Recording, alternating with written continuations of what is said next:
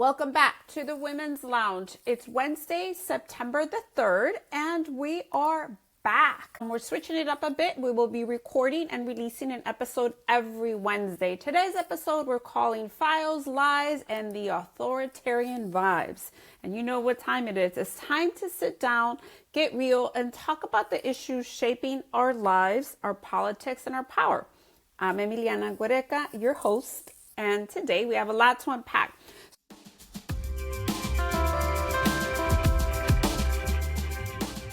So let's start with the court rulings that push back against the unlawful presidential overreach to the Epstein survivors that are demanding justice to Kristi Noem's latest lies on the Department of Homeland Security campaign that is calling defending the homeland. If this sounds familiar to a lot of folks, it's because it is. This is what Hitler and the Nazis did in 1945. So that's part of history's dark chapters, but let's dive in today. So today, the federal appeals court ruling. So this week, a federal appeals court made a critical ruling. President Trump unlawfully invoked the Alien Deportation Act to justify the mass deportations that he unleashed in different cities and different states, in particular, the blue states, starting with Los Angeles. He is now moving into DC, and next up, Chicago. Supposedly, Chicago started yesterday. So the Aliens Deportation Act, a rarely cited law, was twisting to give sweeping authority to the executive branch. So President Trump used it to fast track deportations and criminalize immigrants simply for existing. As we know, this has been happening since June 6th. June 6th, it was unleashed in Los Angeles. The court has ruled that it is clearly an abuse of power. So the ruling matters because it reinforces the checks and balances. No president, Republican or Democrat, should just invent authority and strip people of their rights. So the courts have clearly drawn a line, but the danger here is that while the ruling is a victory, it's also a reminder of how close we are to dictatorship and authoritarianism. If Trump is willing to break the law, which we know he is willing to do, he is a 34-time convicted felon, he'll continue to do it again. This is his MO. So if the courts fall in line with him and start to rule with him, then what? What's next? So where is the checks and balances? So that is what we're seeing now. As many of you know, Amy Coney Barrett as well spoke about the Supreme Court ruling on Roe v. Wade. And so when we're talking about courts, we've got to continue to watch the Supreme Court, which, as we know, has been stacked. The federal courts had been stacked for about a decade. So again, if the courts fall in line with President Trump, what next? So we're going to continue looking at this in terms of checks and balance. What is the role of Congress? What is the role of Senate? Where is the checks and balances for the current president, but any president from any party? So we're going to continue to look at that. In essence, my question really is, what do these rulings mean for immigrant families living in fear? What do these rulings mean for folks that have already been detained or possibly already deported? And how do we protect rights when laws can be twisted so easily by whomever is in power? So again, going back to the checks and balances. So we're going to keep an eye on that. Next up in this segment, we're calling the Women's Rights Watch, as you all know. This is a segment where we talk about what is happening out there with women. And today, the Epstein survivors speak out. A lot of these women were really speaking to the president directly on releasing the files, releasing the Epstein files, but also making sure that survivors get justice. And so what we're talking about is that the survivors of the Epstein stood on Capitol Hill demanding justice and transparency. They're calling for the release of every file, every record, every name. So for years, these women were silenced, discredited, or ignored. And now they're forcing lawmakers to really, really look at them in the eye and acknowledge the truth and stop hiding behind what they say are laws they cannot disclose, or there nothing happened, when we know that Ghislaine Maxwell is in prison for this, has even been moved prisons, has been interviewed by the Department of Justice. We also know that she is looking for a pardon from President Trump. So we're making sure that these courageous women are also acknowledged, because this reminds us that even at the face of this cruelty, women's voices change history. I mean, I don't think it's easy for them to be out on Capitol Hill and really pleading with the president to release these files. Keep in mind, the president ran on a platform that he would release the files, that there would be transparency. So this isn't just about Epstein. It's about a system that protects powerful men while failing survivors. Most of the women broke down in tears. I mean, there were a few that said, directly to President Trump, I'm a Republican, and not that that matters, but we demand accountability. We demand you release the files. And so it was clearly a very emotional press conference with these women. So I hope that we can continue to apply pressure for these files to be released, because at the end of the day, it's about accountability. It's about breaking the culture of secrecy that allows abuse to continue, because this is what happened to these girls, women, to a lot of folks. So the realistic part is that the survivor testimony should be crucial to some policy changes. I think that that is what we're looking at, but also looking at the pain and hurt, because really what happens when governments refuse to or delay transparency, when they're refusing to release the files? What is in them? This is also a key point of what Trump ran on. He ran on transparency. And what we know is that he knows how to lie. And I do think that the public was lied about him releasing the files. I don't think we'll ever see the files. I hope that we do.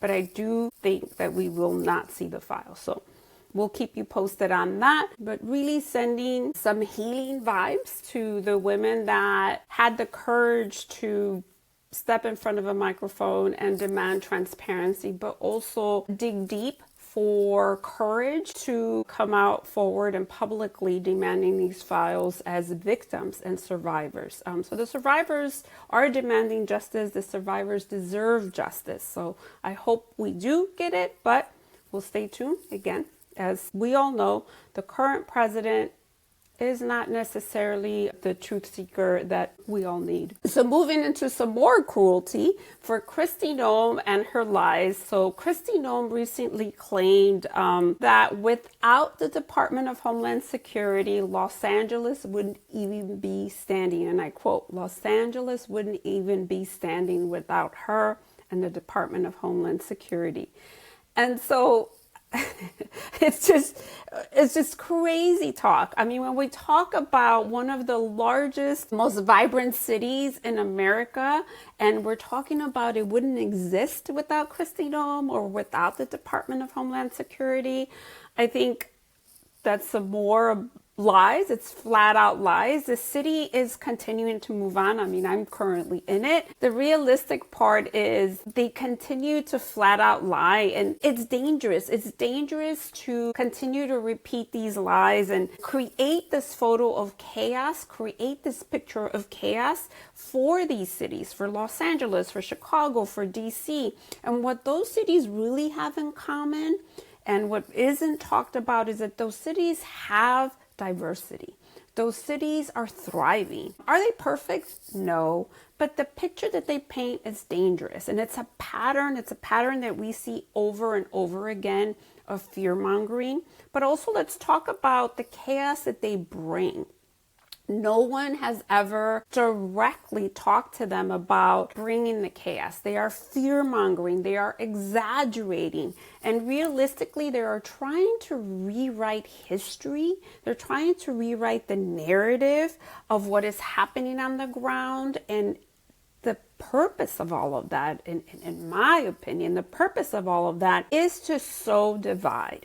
and to sow chaos, but also to prop up that narrative that the government needs to take control, that the government must control the people. And we've got to push back on that, because that could not be further from the truth. So the truth is that Los Angeles continues to thrive and stand because of immigrants, because of workers, organizers, communities of color, women, artists, dreamers, families. I mean, the Department of Homeland Security didn't build this city, and we're not going to let them destroy it. The people build the city. So this is a city of the people, for the people. So let's not let them lie and prop up a narrative that the government needs to take control of our cities. It does not. The city continues to thrive. So Kristi Noem's lies have to be confronted. Unchecked lies become the foundation of an authoritarian propaganda. And so we've got to hold these leaders accountable. When they are lying, you have to say that is a lie. This is not what is happening on the ground. And so we've got to make sure that when the lies are there, they're designed to scare and divide the people. And so I've had relatives tell me, what is happening in LA? It's on fire. The military's there. The realistic part is that that is the picture they are painting in order for them to justify the chaos that they have brought onto the city. So we're going to continue to watch that and push back on the lie. Push back on the lie. That is not what is happening. We've got to be part of documenting what is happening on the ground. And so with that, we moved into the Department of Homeland Security continued cruelty and their new campaign around hiring folks across the country. And they are calling it Protect the Homeland. So the campaign is Protect the Homeland. So the campaign launched last week. Defend the Homeland. That's what it's called. Defend the Homeland. So on the surface, it is asking for all patriots to come out and help defend the homeland. And it sounds patriotic, but the history is really dark around that. So history tells us different. So if we go back to 1945, Hitler used an almost identical campaign, identical language around defend the homeland to justify his campaign of terror, exclusion, and genocide. So words do matter. And so when our government starts to echo this propaganda, starts to echo the fascist propaganda, and we need to call it out, we need to sound the alarm, because it isn't like there isn't historical context. This isn't just rhetoric. It's a hostile government takeover, from mass deportations to voter suppression. Remember, the president has now talked about enacting voter ID laws in the entire country to vote. So it is more than just rhetoric. It is truly, truly a government takeover. So we've got attacks on women's rights, voter suppression, and we know that the administration is ruling out an agenda that concentrates power, silences dissent. As you know, it is the retribution tour from this president. It is the retribution term, as we call it. So our job as feminists, our job as activists, our job as citizens of this country, as organizers, is to recognize the parallels and fight back. Fight back before it's too late, and part of that is knowing our history, but also documenting what is happening. We've got to resist. We've got to resist this language. We've got to make sure that we have tools, that communities have tools to push back, that we understand that we have rights, that we understand that we have a right to question what is happening. And so making sure we document, we share what is true. Realistically, what is true is not always nice, but what is happening is not nice. What is happening is cruel. And so we've got to be able to call it out. We've got to say, hey, history tells us that if we go down this path, we are going down an authoritarianism path. So calling it out. So today's episode of the Women's Lounge, we've covered a lot.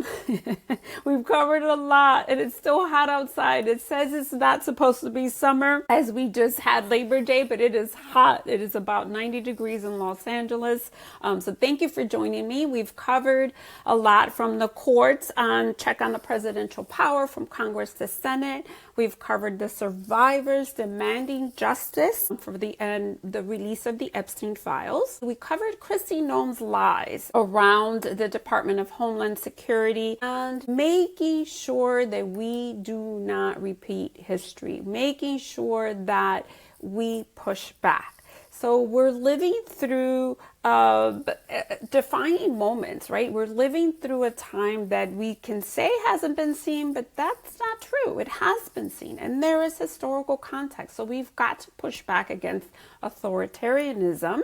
And this word gives me a pause, but authoritarianism doesn't arrive overnight. It doesn't just creep on one lie at a time, one campaign, but it's a continued effort by the administration, continued effort by everyone that surrounds the administration, but so does resistance. So resistance is continuing to talk about truth. Every truth we tell, every survivor we listen to, every vote we cast, every little thing, it all adds up and it all matters. And that is part of the resistance. The resistance is continuing even when we're tired to continue to push back. So we're going to continue to push back. We're going to continue to stay loud because every issue is a women's issue. So thank you for joining me. Don't forget to subscribe, share this episode, and keep the conversation going. Document. So I will see you next week right here on the Women's Lounge. And starting next week, we will have guests live with us on the Women's Lounge. So hit subscribe, share, and thank you for joining me on the Women's Lounge. See you next week.